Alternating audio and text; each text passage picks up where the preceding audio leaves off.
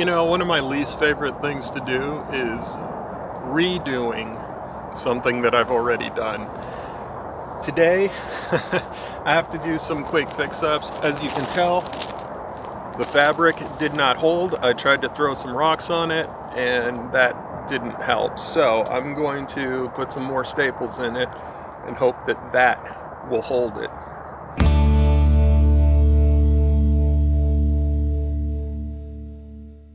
This has been happening because in this part of the farm, obviously we've had this land cleared. The wind blows a lot stronger through here. We've had some really heavy winds, and I'm thinking maybe just because the trees are so dense, it's creating a real wind tunnel here, because this area just has, what's the word? Whirlwind. Didn't want to use the word wind twice. Anyways, I'm gonna fix this real quick and then maybe we'll chat about it some more. This is how strong the wind is. It literally pulled and slid this massive rock. That's not the only one. I have this, and there's some other rocks that are they're underneath. They got covered back up. But this thing's probably, that thing's at probably about 30 pounds. And that was just trying to hold the one corner, but that also got pulled. So this thing just parachuted, and it got so much pressure that it just slid all of those. And that's with the staples. So right now, I've got staples maybe every 4 feet, and clearly that is not enough. So time to put some more.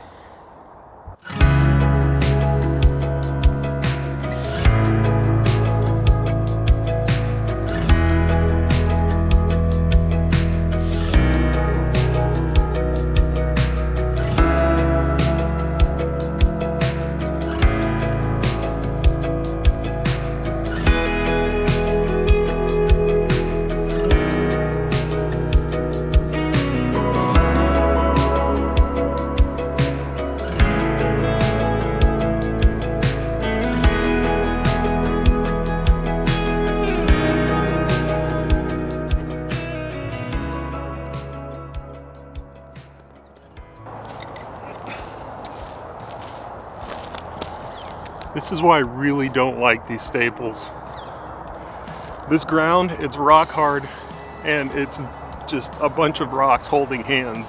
So trying to get these thin little staples in the ground, it's impossible. What I have found, let me bend this guy straight again.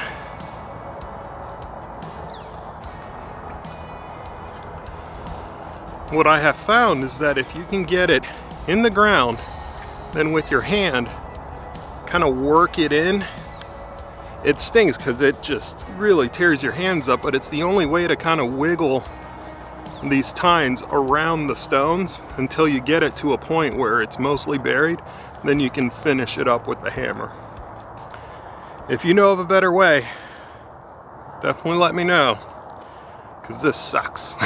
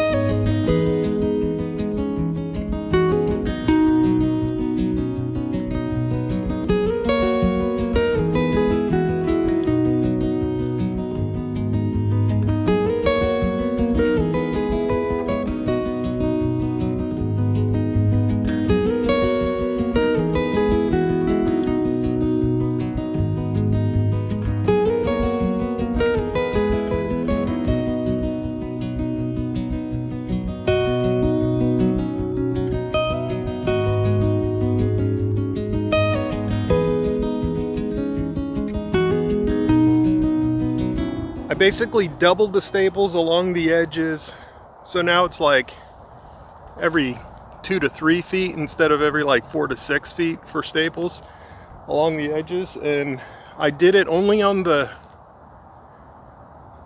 strips that seem to keep popping up.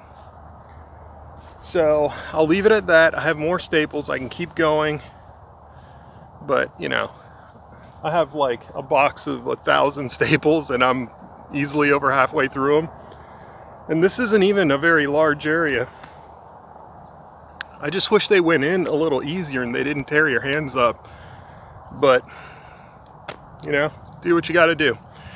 All right, I guess the only thing left is just to say, if you're trying to do something like this on your property, keep in mind, get way more staples than you think you're gonna need, and also ask yourself if you really need it. If you're doing a nursery, or if you're doing like what I'm doing here, which is really just tarping the area where the garage is eventually going to be, I'm just putting this fabric down because I don't want anything to grow here. I don't want any vegetation, any organic matter. I want it to stay subsoil so that I have a nice sturdy foundation that the builder can just start working from.